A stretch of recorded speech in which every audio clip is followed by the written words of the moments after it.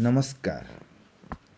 मु गणेश गाईगोरिया संप्रति जवाहरलाल नेहरू विश्वविद्यालय राजनैतिक विज्ञान विभाग रे गवेषक भाव में कार्यरत।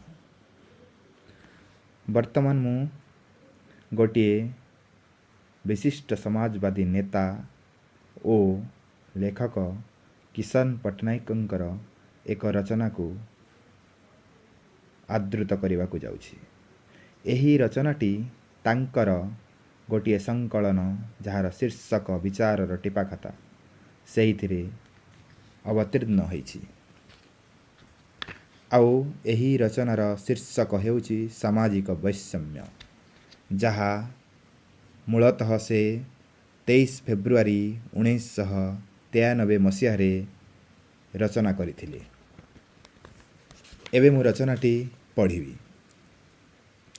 किशन पट्टनायक लेखन्ति, गत 16 नवेम्बर 1992 दिन भारतर सर्वोच्च न्यायालय तथा सुप्रीम कोर्ट मंडल कमिशन संक्रांतीय विवाद उपरे तांकर 911 पृष्ठार राय सुनाइले। यह एक ऐतिहासिक राय, कारण एही राय फल प्रथम थर पई अन्य पछुआ जाति माने केंद्र सरकार चाकरी मानकर स्थान संरक्षण हकदार हेबे। किछि वर्ष पूर्वे मंडल कमिशन सपक्ष और विपक्ष जो तुमुल वाद विवाद आरंभ होइथिला, सुप्रीम कोर्ट राय प्रकाशित होगा परे ताहार अवसान घटिबा उचित। सुप्रीम कोर्ट एही राय हेउछि एक संधिपत्र। ताहाकु पढ़िले कही हेब नहीं जे एपटर विजय होइछि ना सेपटर विजय होइछि। उभये किछि परिमाण रे संतुष्ट होइछन्ति ओ किछिटा असंतुष्ट होइछन्ति। उभयंकर जहाँ उपलब्धि होइछि ताकु स्थायी कराइबाकु हेले असंतोष को किछि दिन पई संयम रे रखिबाकु पड़िबो। विचारपति मानकर राय को विश्लेषण कले जना पड़े जे मंडल विरोधी प्रवक्ता मानकर जेउ सब मुख्य अभियोग गुड़िक थिला से सब को सुप्रीम कोर्ट मध्य मानि नै छन्ति। मंडल विरोधी समालोचन रे जेउ सब कथा बारंबार और तीव्रतार सह आसुथिला सेगुड़िक हेउछि, प्रथम पछुआ जातिर धनी लोकमानंको संरक्षणर लाभ मिलुछि, यह अनुचित। द्वितीय, पदोन्नति समय रे संरक्षण देवा एक अविवेकी कार्य एवं यह द्वारा शासन रे विशृंखला घटुछि। तृतीय, जेउ सब चाकरी रे अत्यधिक नैपुण्य और अत्यधिक पांडित्यर दरकार सेगुड़िकर स्थान संरक्षण हेबा अनुचित। एही तीनोटी जाक कथा सुप्रीम कोर्ट मानि नै छन्ति। प्रतिरक्षा विभाग प्रोफेसर पद और डाक्तरी बा इंजीनियरिंग उच्चतम स्तर मानकरे संरक्षण नीति लागू हेब नहीं बोली विचारपति माने फैसला दैछन्ति। से माने गोटिए शब्द गढ़िछन्ति, ताहा हेला क्रीमी लेयर। क्रीम अर्थ दूधर सर। जेउ समुदाय मानंको संरक्षण मिलुछि ताहार सबु सर खाई जाउछन्ति उक्त समुदायर धनी और प्रतिष्ठित लोक माने। संरक्षण विरोधी मानंकर यह एक तीव्र विरोध। तेणु धनी लोक मानंको संरक्षण परिधिरु हटई दियाजिबो बोली सुप्रीम कोर्ट आदेश दैछन्ति। पदोन्नति समय रे अन्य पछुआ जाति मानंको संरक्षण मिलिबो नाही, अर्थात अभिज्ञता और योग्यता अनुसार पदोन्नति हेबो। एकथा सत जे संरक्षण रहिला, मंडल समर्थक माने कहिबे जे सर सबु काढ़ी नियागला। सर, दही, लहुणी और छेना एसबुर भागबंटा उपरे देवता और राक्षस, द्विज और शूद्र समस्तंक बकध्यान रहिछि। किछि परिमाण रे यह स्वाभाविक जे गणतांत्रिक समाज रे प्रत्येक व्यक्ति और समुदाय निजर अधिकार विषय रे सचेत रहिबे। अधिकार चेतना और कर्तव्य चेतना ए दुईटी चेतना गणतंत्रर दुई बाहु। किंतु जदि समाज रा प्रत्येक खंड केवल निजर अधिकार रे सीमाबद्ध होइजिबो ताहाले राष्ट्र दुर्बल हेबार आशंका रहिछि। दूध रहिबो नाही तो सर मध्य पड़िबो नाही। संरक्षणर प्रश्न भारतीय राजनीतिर एक महान और जटिल प्रश्न। ऊपर देखिले यह चाकरी भागबंटार प्रश्न, 2 ବର୍ଷ ଧରି ମଣ୍ଡଳର ସମର୍ଥକ ଓ ବିରୋଧୀ ଗୋଷ୍ଠୀମାନେ ଏହିପରି ଭାବରେ ହିଁ ସମସ୍ୟାକୁ ଦେଖିଛନ୍ତି। ମୌଳିକ ଭାବରେ ଦେଖିଲେ ଏହା ହେଉଛି ସାମାଜିକ ବୈଷମ୍ୟର ପ୍ରଶ୍ନ। ଭାରତରେ ସାମାଜିକ ବୈଷମ୍ୟ ବିଷୟରେ ବୌଦ୍ଧିକ ଚର୍ଚ୍ଚା ବହୁତ କମ୍, ଓଡ଼ିଶାରେ ପ୍ରାୟ ନାହିଁ। ସେଥିପାଇଁ ଶିକ୍ଷିତ ଲୋକମାନେ ଗରିବ ଓ ପଛୁଆ ଭିତରେ ଫରକ ଜାଣିପାରନ୍ତି ନାହିଁ। ଆମ ଦେଶରେ ବୁଦ୍ଧିଜୀବୀମାନେ ସେହି ସବୁ ବିଷୟ ଚର୍ଚ୍ଚା କରନ୍ତି ଯାହା ୟୁରୋପ ଓ ଆମେରିକାର ବୁଦ୍ଧିଜୀବୀମାନେ ଚର୍ଚ୍ଚା କରିଥାନ୍ତି। ସେମାନଙ୍କ ଦେଶରେ ସାମାଜିକ ବୈଷମ୍ୟ ନାହିଁ କହିଲେ ଚଳେ। ଭାରତୀୟ ସମାଜରେ ସାମାଜିକ ବୈଷମ୍ୟ ଭରି ରହିଛି। ଜଣେ ବିଶ୍ୱବିଖ୍ୟାତ ଲେଖକ ଆଲବର୍ଟ କାମୁ କହିଛନ୍ତି, ଯେଉଁ ଦେଶରେ ସାମାଜିକ ସମତା ନାହିଁ ସେ ଦେଶରେ ଆର୍ଥିକ ସମାନତାର କଳ୍ପନା କରିହେବ ନାହିଁ। ଏହା ନିରାଟ ସତ୍ୟ, କାରଣ ସାମାଜିକ ବିଷମତା ଜନ୍ମଗତ ବିଷମତା। ଜନ୍ମଗତ ବିଷମତାର ଅର୍ଥ ହେଉଛି ଯେ ମନୁଷ୍ୟ ଜନ୍ମରୁ ଅସମାନ। ଅନେକ କହନ୍ତି ଯେ ରୁଷ ଦେଶର ଲୋକେ ଗର୍ବାଚୋଭଙ୍କ ପୂର୍ବରୁ ଜାଣିନଥିଲେ ଯେ ଗଣତାନ୍ତ୍ରିକ ଅଧିକାର କ'ଣ, କାରଣ ରୁଷର ଇତିହାସରେ କେବେ ଗଣତନ୍ତ୍ର ଶାସନ ନଥିଲା। ଠିକ୍ ସେହିପରି ଭାରତୀୟମାନଙ୍କ ବିଷୟରେ କୁହାଯାଇପାରେ ଯେ ସେମାନେ ସାମାଜିକ ସମାନତାର ଧାରଣାକୁ ବୁଝିପାରନ୍ତି ନାହିଁ, କାରଣ 2000 ବର୍ଷ ଧରି ଭାରତୀୟ ହିନ୍ଦୁ ସମାଜରେ ତାହା କେବେ ରହିନାହିଁ। ଜଣେ ଲୋକ ସାମାଜିକ ପ୍ରତିଷ୍ଠା ଓ ଉଚ୍ଚ ପଦବୀ ପାଇଁ ଯୋଗ୍ୟ କି ନୁହେଁ ତାହାର ନିର୍ଦ୍ଧାରଣ ଗର୍ଭାବସ୍ଥାରେ ହିଁ ହୋଇଯିବ। ଯେଉଁମାନେ ବ୍ରାହ୍ମଣ ଓ ଦ୍ୱିଜ କୂଳରେ ଜନ୍ମିବାର ସୌଭାଗ୍ୟ ପ୍ରାପ୍ତ କରିଛନ୍ତି ସେମାନେ ସହଜରେ ବୁଝିପାରିବେ ନାହିଁ ଯେ ଜନ୍ମରୁ ଅଯୋଗ୍ୟ ଘୋଷିତ ହେବାର ଚେତନା କେତେ ଅପମାନପୂର୍ଣ୍ଣ। ଶୂଦ୍ର ଓ ଅସବର୍ଣ୍ଣମାନଙ୍କ କଥା ଛାଡ଼ି ଦିଅନ୍ତୁ, ବ୍ରାହ୍ମଣ କରଣ ବା ବ୍ରାହ୍ମଣ କ୍ଷତ୍ରିୟ ଫରକ ମଧ୍ୟ କମ୍ ନୁହେଁ। ବ୍ରାହ୍ମଣ ଘରେ କରଣମାନେ ଖାଇପାରିବେ, କିନ୍ତୁ ବ୍ରାହ୍ମଣମାନେ କରଣ ବା କ୍ଷତ୍ରିୟ ଖଣ୍ଡାୟତ ଘରେ ଭୋଜନ ଗ୍ରହଣ କରିପାରିବେ ନାହିଁ। ଏହି ଗୋଟିଏ କଥା କରଣ ଓ ଖଣ୍ଡାୟତମାନଙ୍କ ମଧ୍ୟରେ ହୀନମନ୍ୟତା ସୃଷ୍ଟି କରିବ କିମ୍ବା ଦ୍ୱେଷଜାତ କରାଇବ। କିନ୍ତୁ କ୍ଷତ୍ରିୟ ଓ କରଣମାନେ ଏହି ଅପମାନକୁ ଢୋକି ନେଇ ସହିଯାଆନ୍ତି, କାରଣ ସେମାନେ ଭାବନ୍ତି ଯେ ବ୍ରାହ୍ମଣ ଜାତିକୁ ଛାଡ଼ିଦେଲେ ବାକି ସବୁ ଜାତି ଆମ ପାଦ ତଳେ ରହିବେ।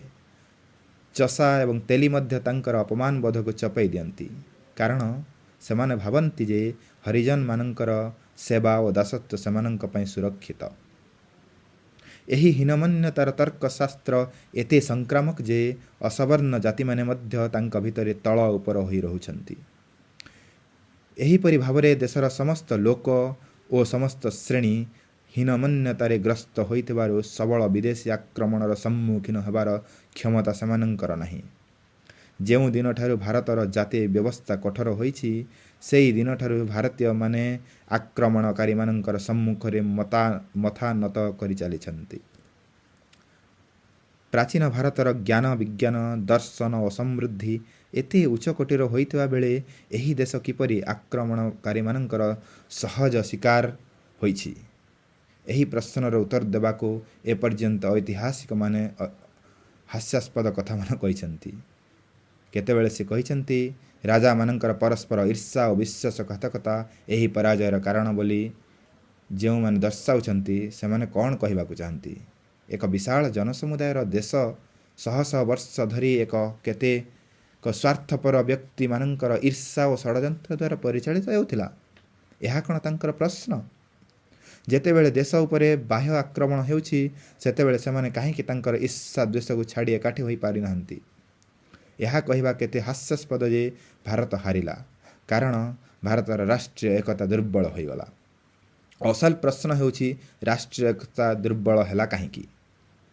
ଏହାର ଉତ୍ତର ସାମାଜିକ ବୈଷମ୍ୟ।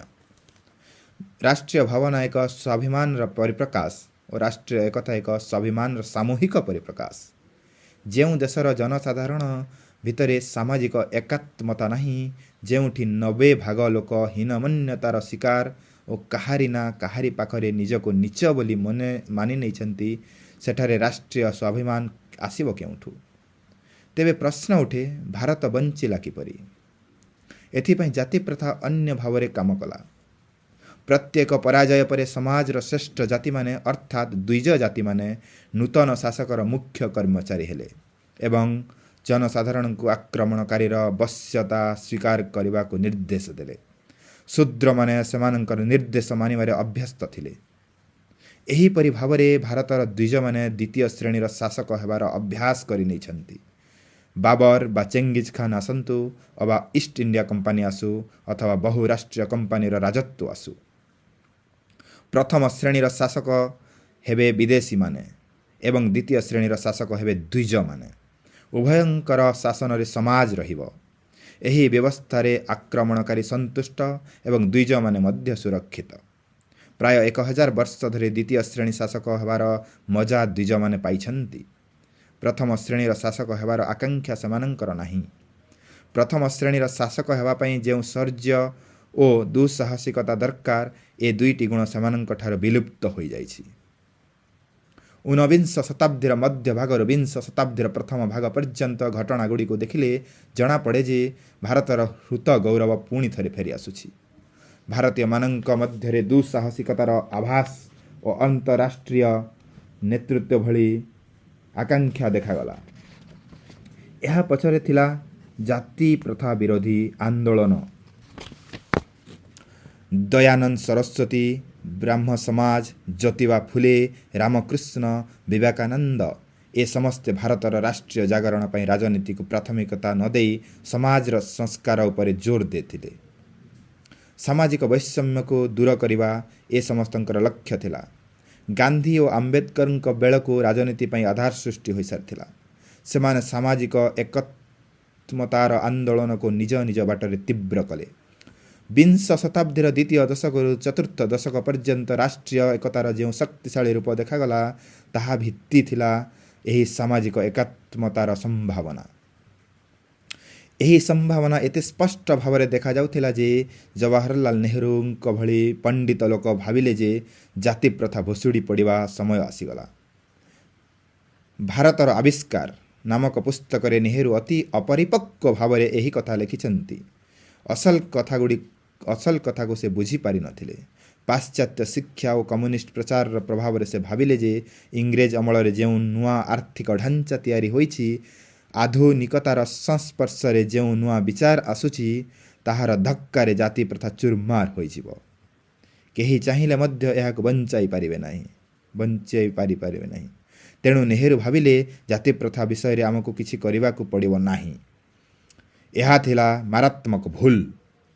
ଗାନ୍ଧୀ ଓ ଆମ୍ବେଦକର ନେହେରୁଙ୍କ ପରି କଳ୍ପନା ବିଳାସୀ ନଥିଲେ। ଜାତି ପ୍ରଥାର ଶକ୍ତିକୁ ସେମାନେ ଚିହ୍ନିଥିଲେ। ଗାନ୍ଧୀ ଚାହୁଁଥିଲେ ହଜାର ହଜାର ବର୍ଷର ବଂଶଗତ ଅଭ୍ୟାସ ଓ ସଂସ୍କାରଗୁଡ଼ିକୁ ବଦଳାଇବାର କାର୍ଯ୍ୟକ୍ରମ ଓ ଶିକ୍ଷା ପଦ୍ଧତି ଚଳାଇବାକୁ ହେବ।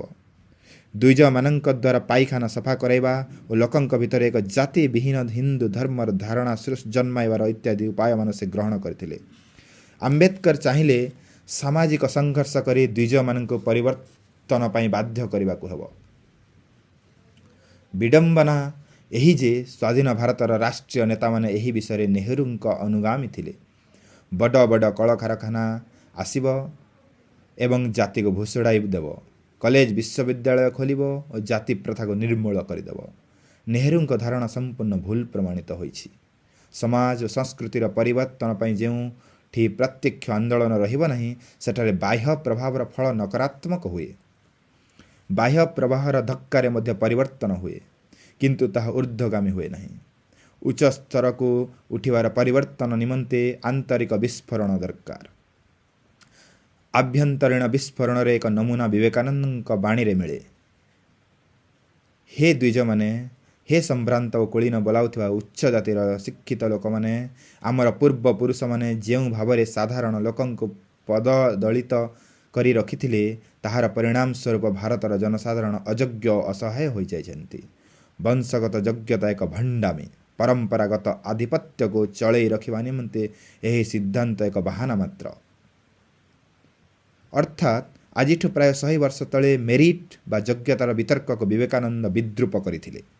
ଏହିସବୁ ଚେତାବନୀକୁ ଭାରତର ଦ୍ୱିଜମାନେ ଅଳ୍ପ ସମୟ ପାଇଁ କର୍ଣ୍ଣପାତ କଲେ। ତାଙ୍କର ଦୃଷ୍ଟି ବିସ୍ଫାରିତ ହେଲା, ଦୃଷ୍ଟି ଉଦାର ହେଲା, ମସ୍ତିଷ୍କ ଊର୍ଦ୍ଧ୍ୱକୁ ଉଠିଲା। ସ୍ୱାଧୀନତା ପରେ ଭାରତୀୟ ମନ ଓ ମସ୍ତିଷ୍କ ପୁଣି ସଂକୁଚିତ ହେବାକୁ ବସିଲା।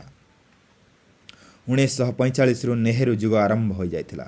ଧର୍ମ, ସଂସ୍କାର ଓ ସାଂସ୍କୃତିକ ଆନ୍ଦୋଳନରେ ଆଉ କାହାର ବିଶ୍ୱାସ କିମ୍ବା ଦୃଢ଼ତା ରହିଲା ନାହିଁ। 90 ଦଶନ୍ଧି ଆସୁ ଆସୁ ଜାତି ପ୍ରଥା ପୁଣି ମଜବୁତ ହୋଇଯାଇଛି। ଶିକ୍ଷିତ ଓ ଅଶିକ୍ଷିତ, ରାଜନୀତି ଓ ପ୍ରଶାସନ, ଶିକ୍ଷା ଓ ଶିଳ୍ପ ସବୁ ସ୍ତରରେ ଜାତି ଭାବନା ଓ ଜାତି ସଂଗଠନର ଦୌରାତ୍ମ୍ୟ ଦେଖିବାକୁ ମିଳିଛି। କେବଳ ଜାତି କ୍ଷେତ୍ରରେ ନୁହେଁ, ଶିକ୍ଷାର ମଧ୍ୟ ସମ୍ପୂର୍ଣ୍ଣ ଦୁର୍ଗତି ହୋଇସାରିଛି ଏବଂ ଅର୍ଥନୀତି ବିଦେଶ ଋଣ ଜାଲରେ ଛନ୍ଦି ହୋଇଯାଇଛି।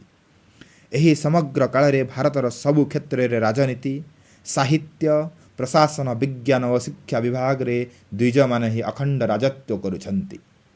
ସେହିମାନଙ୍କ ଅଖଣ୍ଡ ରାଜତ୍ୱ କାଳରେ ଏକ ଊର୍ଦ୍ଧ୍ୱକୁ ଉଠୁଥିବା ଭାରତୀୟ ସମାଜର ଯେଉଁ ଶୋଚନୀୟ ଅଧୋଗତି ହେଲା, ତାହା କ'ଣ ଦ୍ୱିଜମାନଙ୍କର ଚରମ ଅଯୋଗ୍ୟତାର ଅକାଟ୍ୟ ପ୍ରମାଣ ନୁହେଁ?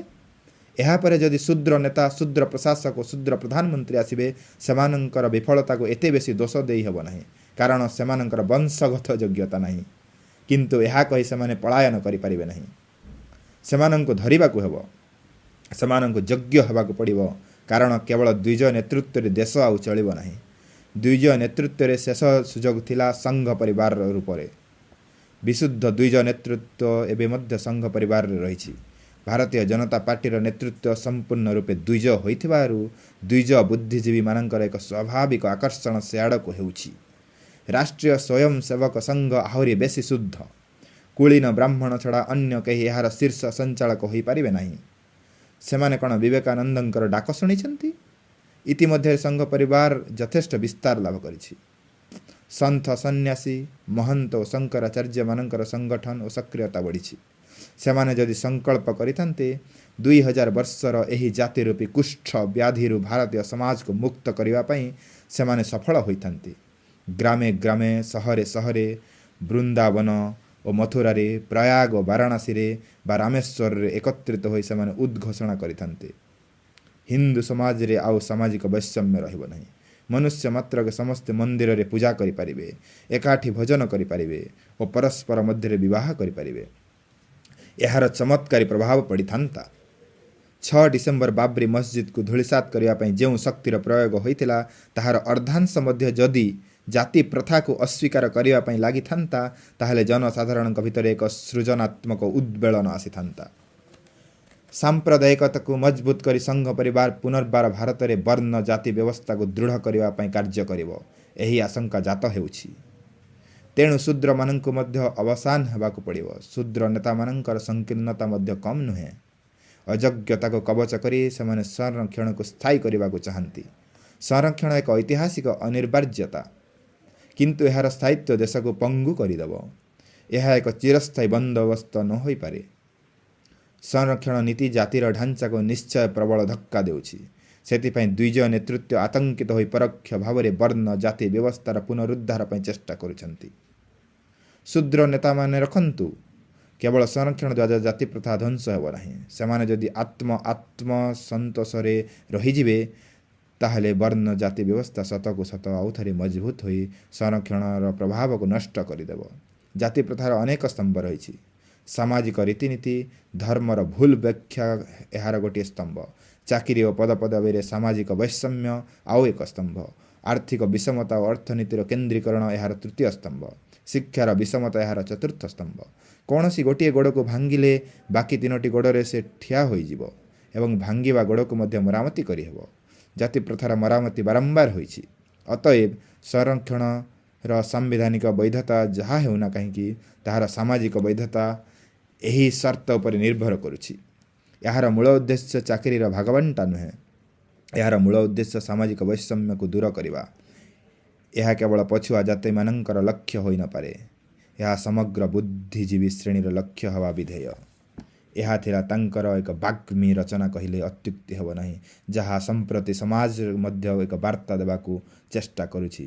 ଯେତେବେଳେ ଲୋକଙ୍କ ମଧ୍ୟରେ ବିଦ୍ୱେଷ ଓ ସାମାଜିକ ଅବାନ୍ତର ଯୁକ୍ତି ଗୁଡ଼ାକ ପ୍ରଦର୍ଶିତ କରିବାରେ ସେମାନେ ନିଜକୁ ସିଦ୍ଧହସ୍ତ ବୋଲାଉଛନ୍ତି, ସେତେବେଳେ ଏହି ଲେଖାଟି ସମସ୍ତଙ୍କୁ ଆନ୍ଦୋଳିତ କରିବ ମନେ ହେଉଛି। ଧନ୍ୟବାଦ।